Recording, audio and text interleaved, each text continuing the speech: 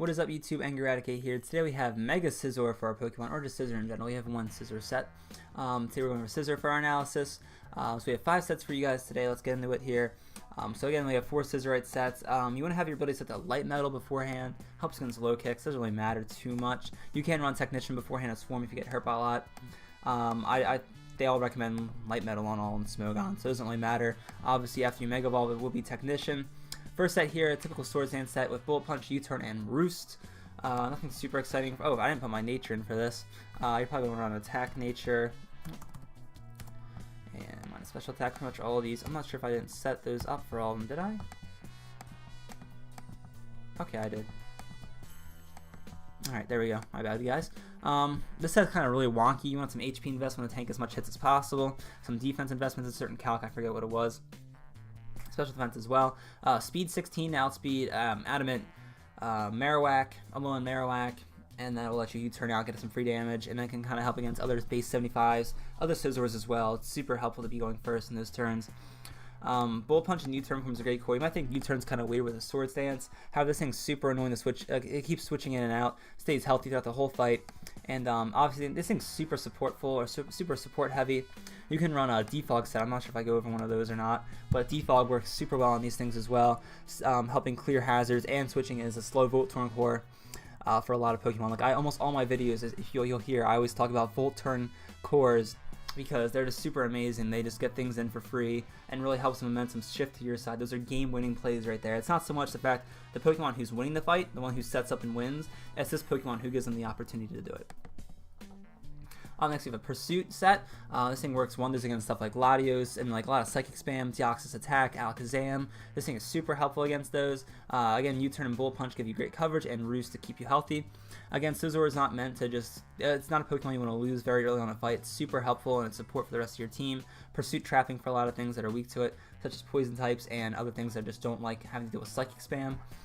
And, or ghost types as well, like Gengar is super annoying. On this side, I run Attack Nature, full investment in attack, and then some HP investment. Again, 16 speed. They really recommend doing that on Smogon, so I don't think it really matters too much. You can throw that right in the HP if you ask me, but it's up to you guys. Alright, so up next we have a Swords Dance, Bullet Punch, Bug Bite, Superpower set.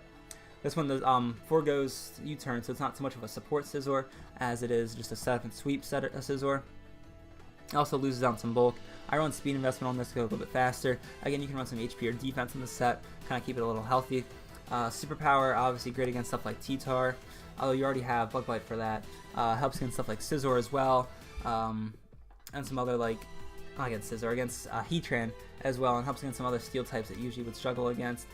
Catch them switching like some fire types that aren't like Charizard Y, because obviously Superpower won't do much to it as well. Bullet Punch again, Bullet Punch takes care of so many things, gives you a great priority stab. For the last set, Adamant Nature, like I said. This set, Choice Band Scizor set. Scizor is UU, however, I think that this set can work pretty well in OU. Works as a great kind of revenge killer with Bullet Punch.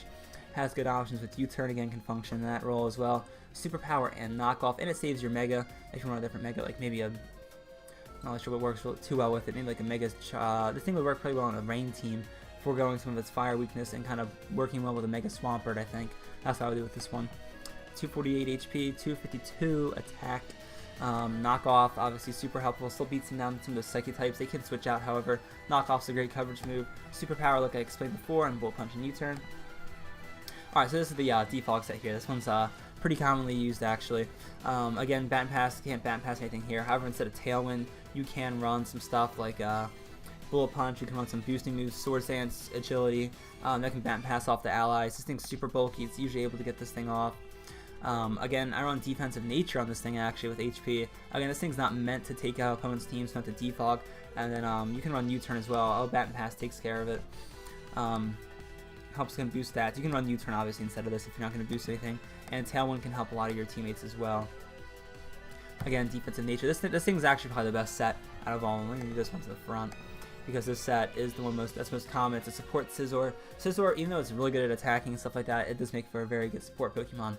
Alright guys, we'll go over some teammate options, and then we'll go over how to beat Scizor. Okay, so for teammate options, we got a few different things we can go over here. First of all, Scizor first and foremost is a U-Turn switcher, and he switches in a lot of things for free. He takes the hit, and then you have a free switch in.